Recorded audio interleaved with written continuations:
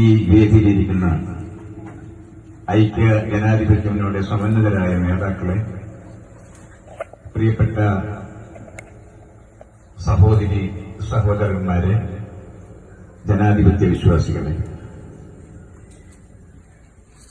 തെരഞ്ഞെടുപ്പ് പ്രചരണ പ്രേരകർക്ക് തിരശ്ശീലയിടാൻ നമ്മുടെ മുമ്പിൽ ഇനി അവശേഷിക്കുന്ന ദിവസങ്ങൾ വിരലിലെണ്ണാൻ മാത്രമേ ഉള്ളൂ.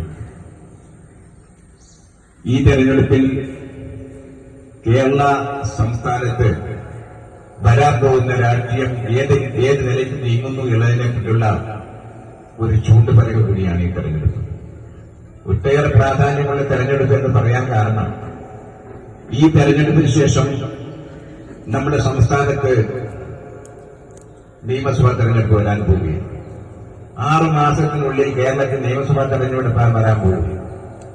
അതുകൊണ്ട് തന്നെ ഇപ്പോൾ നടക്കുന്ന പഞ്ചായത്ത് തെരഞ്ഞെടുപ്പ് അടുത്തു വരാനിരിക്കുന്ന നിയമസഭാ തെരഞ്ഞെടുപ്പിലേക്കുള്ള ഒരു ചൂണ്ടുപലകയായിട്ടാണ് ഈ തെരഞ്ഞെടുപ്പിലെ രാഷ്ട്രീയ നിരീക്ഷകരുടെ ചൂണ്ടിക്കാണിക്കുന്നത്.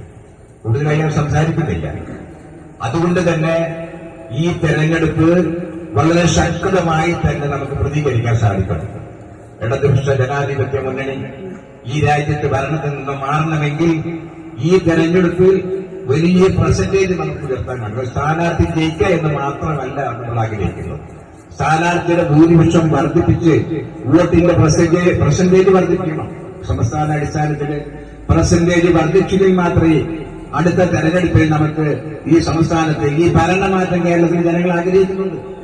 അതായത് കേരളത്തിൽ ഇടതുപക്ഷ ജനാധിപത്യ മുന്നണി മാറിയിട്ട് ഐക്യ ജനാധിപത്യ മുന്നണിയുടെ നേതൃത്വത്തിൽ ഈ സംസ്ഥാനത്ത് ഒരു ഗവൺമെന്റ് ഭരണമെന്ന് ആഗ്രഹിക്കുന്നവരാണ് കേരളത്തിലെ ഭൂരിപക്ഷം ആളുകൾ.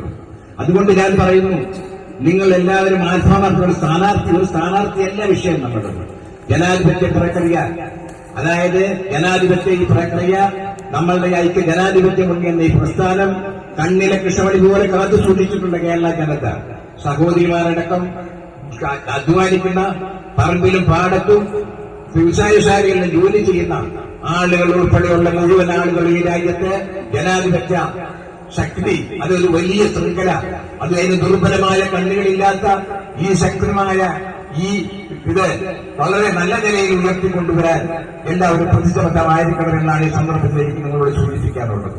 ഇവിടെ മത്സരിക്കുന്ന സ്ഥാനാർത്ഥികൾ 3 പേരാണ്. ഈ 3 പേരും ജയിച്ചാൽ പോരാ, വലിയ ഭൂരിപക്ഷത്തോടുകൂടി നിങ്ങൾ വിജയിപ്പിക്കണം.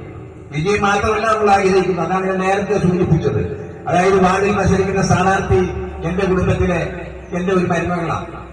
അത് ഞാൻ ഇവിടെ ഉള്ള ആളായിരുന്നു. അതായത് നമ്മുടെ ശ്രീ കിലോനെ കുറിച്ച് നിങ്ങൾക്ക് അറിയാമല്ലോ. ശ്രീ കിലോനെ ശിഷ്യനായിട്ട് 1970 അന്ന് അദ്ദേഹത്തിന്റെ ബൂത്ത് ഏജന്റായിട്ട് നസറത്ത് എൽ പി സ്കൂളില് അന്ന് വന്നിട്ടുള്ള ആളാണ് ഞാൻ. അതായത് ഇന്നും നിലയല്ല, ഇന്ത്യൻ നാഷണൽ കോൺഗ്രസിന് വലിയ പാരമ്പര്യവും പ്രവർത്തന പരിചയമുള്ള ഒരാളാണ് ഞാൻ. ഇന്ന് ഞാൻ മലപ്പുറം ജില്ലാ കോൺഗ്രസ് കമ്മിറ്റിയുടെ അംഗവും, അത് മലപ്പുറം ജില്ലയിലെ INTU കർഷക കോൺഗ്രസിന്റെ ജനറൽ സെക്രട്ടറി കൂടിയാണ്. എനിക്ക് ഇവിടെ യോഗത്തിൽ ഇനി പങ്കെടുക്കാറുണ്ട്. അപ്പൊ എന്റെ മരുമകൾ എന്നുള്ള നിലയിൽ നിങ്ങളൊന്ന് മുഖം കാണിക്കുക എന്ന് മാത്രമാണ് ഈ സംഗമത്തിൽ ഞാൻ ആഗ്രഹിച്ചിട്ടുള്ളത്. എല്ലാവരും നിങ്ങളോട് ഈ പറയാനുള്ളത്, നമ്മളുടെ ഈ 3 സ്ഥാനാർത്ഥികളെ, ജംസിൽ ഉൾപ്പെട്ട 3 സ്ഥാനാർത്ഥികളെയും ഭൂരിപക്ഷം വൻതോതിൽ വർദ്ധിപ്പിക്കണമെന്ന് മാത്രം അഭ്യർത്ഥിച്ചുകൊണ്ട് നിങ്ങൾക്ക് എല്ലാവർക്കും അഭിവാദ്യം അർപ്പിച്ചുകൊണ്ട് എന്റെ വാക്കുകൾ ഞാൻ ഉപസംഹരിക്കുന്നു. നന്ദി, നമസ്കാരം.